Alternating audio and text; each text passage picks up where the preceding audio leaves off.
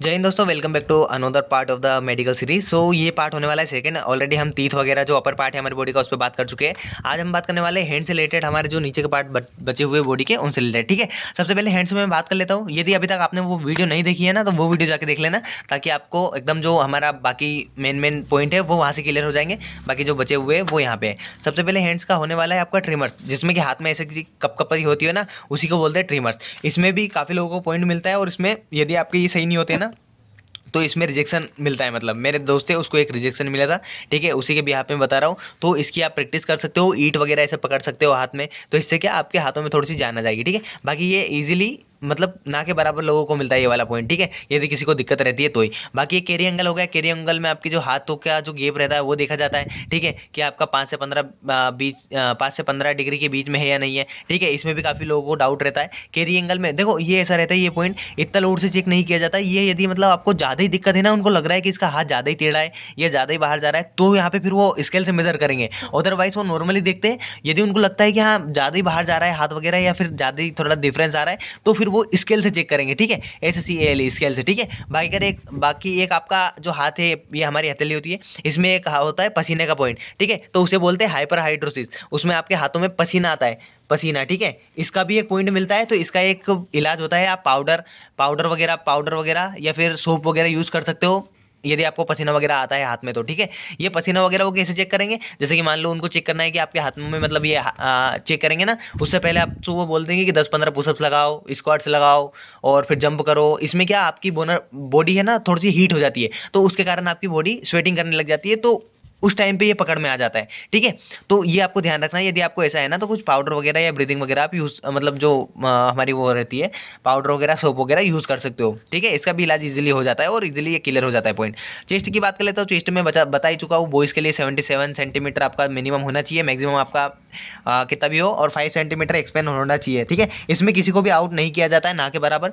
यदि आपका 76 या 75 भी है ना, तो अच्छे से मेजर किया जाता है, और लगभग मोस्टली सभी कैंडिडेट है ना वो इसमें पास हो जाते हैं। गर्ल्स के लिए 5 सेंटीमीटर एक्सपेंशन रिक्वायर्ड है। ठीक है, बाकी एक्सरे की मैं बात कर लेता हूँ। एक्सरे नॉर्मल होना चाहिए आपका। एक्सरे नॉर्मल चेस्ट का आपका किया जाता है एक्सरे। ठीक है, और उसमें देखा जाता है कि आपके जो चेस्ट है वो ठीक है, या जो आपके फेफड़े हैं उनमें कोई इन्फेक्शन वगैरह तो नहीं है। और जैसे कि काफ़ी लोगों को टीबी हुई हो, या प्रीवियस ईयर जैसे कि मुझे टीबी हुई थी लास्ट मतलब पहले, उससे पहले, तो उसका इन्फेक्शन मेरे फेफड़ों में था, बट मुझे उसका कोई पॉइंट नहीं मिला। ठीक है, मतलब वो देख लेते हैं, और वहाँ पे वो स्टार्टिंग में एक फॉर्म भी फिल करवाते हैं आपसे कि आपको क्या क्या दिक्कत हुई थी, तो उसमें भी आप एक हिसाब से देख सकते हो। बट ऐसी कोई ज़्यादा बड़ी बीमारी हो तो वो आप छुपा सकते हो। बाकी ये नॉर्मली टीबी वगैरह, क्योंकि इसका पूरा क्योर हो चुका है आपका। ठीक है, मतलब मैंने इसका पूरा 6 महीने का ट्रीटमेंट ले लिया था, तो ठीक है, उसके मुझे चेस्ट पे दाग वगैरह थे, बट उसका मुझे पॉइंट नहीं मिला।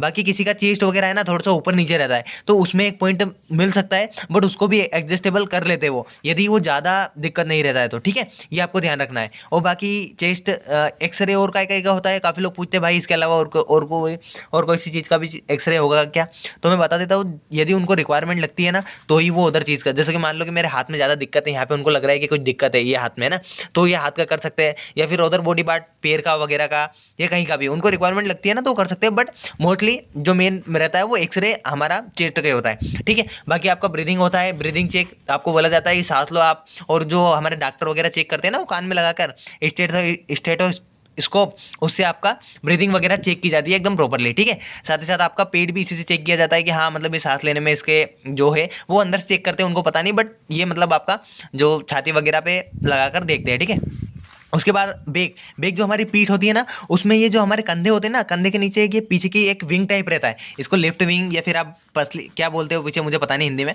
बाकी ये जो लेफ्ट विंग और राइट विंग जो हमारे हाथ का कनेक्शन रहता है ना, ये किसी का बड़ा या छोटा रहता है एक साइड का, मैंने देखा है। मतलब किसी को ऊपर नीचे रहता है, जैसे कि किसी का ऊपर नीचे रहता है, या किसी का छोटा बड़ा रहता है ऐसा, तो उसमें किसी किसी को पॉइंट मिल सकता है, और वो जाता है हड्डियों में, मतलब हड्डियों में, क्योंकि हमारी पीछे ये हड्डी ही रहती है। ठीक है, तो उसमें जाता है ये। तो यदि आपका बेक में दिक्कत है ना कोई, तो आप दिखा सकते हो। मतलब वैसे नॉर्मली ये पॉइंट भी ना के बराबर लोगों को मिलता है। ये कैसे चेक होता है, जब वो आपसे पुशअप्स वगैरह लगवाएंगे ना, उसके बाद वो देखेंगे कि भाई इनकी बॉडी का पोस्चर सही है पीछे से या नहीं है। यदि उनको लगता है कि हाँ यार इसका बॉडी पोस्चर पीछे से खराब जा रहा है, तो ये आपको वो फिर ज़्यादा ज़्यादा उससे चेक करेंगे। ठीक है, तो ये ऐसे पकड़ाएंगे। मेरे भैया है, उनको इसी में पॉइंट मिला था, बट वो उनका ये वाला पॉइंट क्लियर हो गया। ठीक है, मतलब उनका शायद एक एक तरफ का जो राइट विंग या लेफ्ट विंग थोड़ा सा ऊपर की ओर था और एक थोड़ा अंदर की ओर था, मतलब एक बाहर की तरफ निकल रहा था, ठीक है। तो उसमें इनको पॉइंट मिला था, बट वो क्लियर हो गया था पॉइंट, ठीक है। बाकी बात कर लेते हैं अब पैरों की।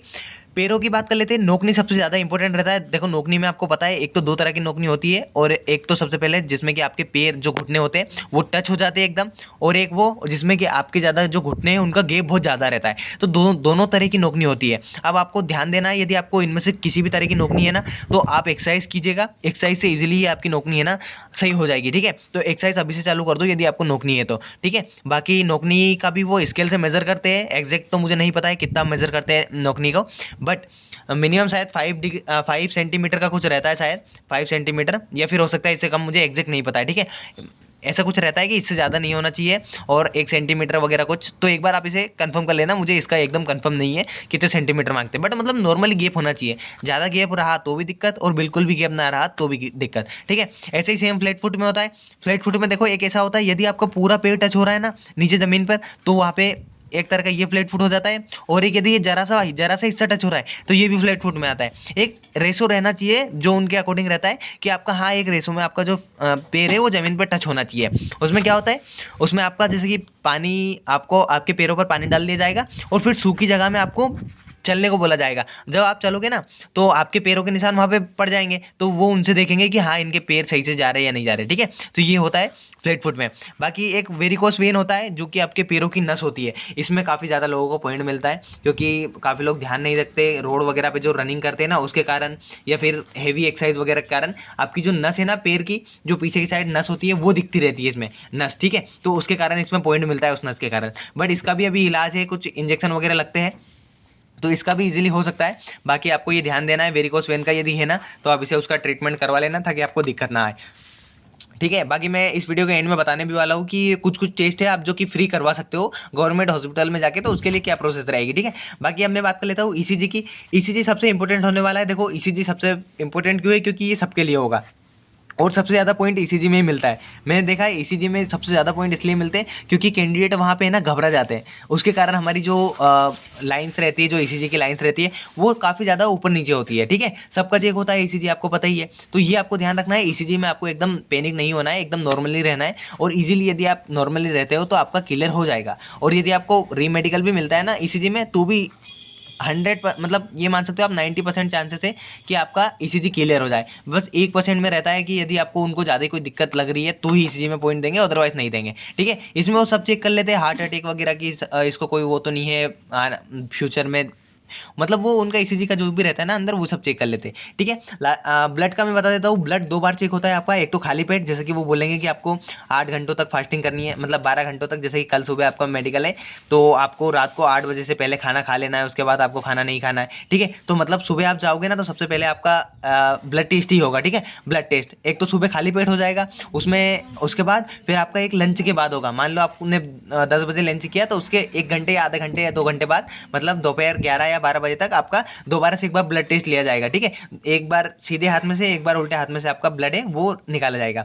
अब ब्लड टेस्ट में क्या क्या कौन कौन से वो होते हैं, देखो शुगर लेवल चेक हो जाता है ब्लड से, vitamin, cholesterol, HIV, other important जैसे कि हमारा RBC, WBC, हीमोग्लोबिन, और जो भी बचे हैं ना जो ब्लड टेस्ट में आते हैं वो सारे इन ब्लड से हो जाते हैं, ठीक है। बट आपको इस बात ब्लड के लिए एक बात ध्यान रखना है, जिनको भी कुछ शुगर वगैरह का या कोलेस्ट्रोल का है ना तो वो थोड़ा तेल वगैरह कम खाना, ठीक है। 2-4 दिन पहले से ही या फिर 8-10 दिन पहले से ही तेल कम कर देना। साथ ही साथ जिनको भी शुगर है ना वो कम कर देना थोड़ी, ऐसा नहीं है कि एकदम बंद कर देना है, क्योंकि फिर आपका माइनस में चला जाएगा कोलेस्ट्रॉल वगैरह, ठीक है, जो भी रहता है वो। तो आपको एकदम थोड़ा सा कम कर देना है, कंट्रोल रखना है आपका, तला गला वगैरह मैदा वगैरह नहीं खाना चाहता, ठीक है। ये काफ़ी बातें रहती है। बाकी आप प्राइवेट पार्ट से रिलेटेड में बात कर लेता हूँ, ये अलग अलग रहता है, मैंने ऑलरेडी बताया आपको, ठीक है। सबसे पहला तो मैं बॉयज़ की बात कर लेता हूँ। यहाँ पे बॉयज़ में आपको हर्निया चेक होता है, ठीक है। यदि आपका ऑपरेशन हो गया है और आपको उसकी दिक्कत नहीं है तो वो शायद कुछ उसका मांगते हैं ऑपरेशन वगैरह का, तो आप एक बार देख सकते हो, ठीक है। अदरवाइज ये भी ऑपरेशन यदि आपका पहले हुआ है 5-6 महीने पहले और वो सही हो गया है तो फिर शायद दिक्कत नहीं रहेगी आपको। बट यदि एक्टिव हर्निया है तो आपको इसका पॉइंट मिल सकता है, ठीक है।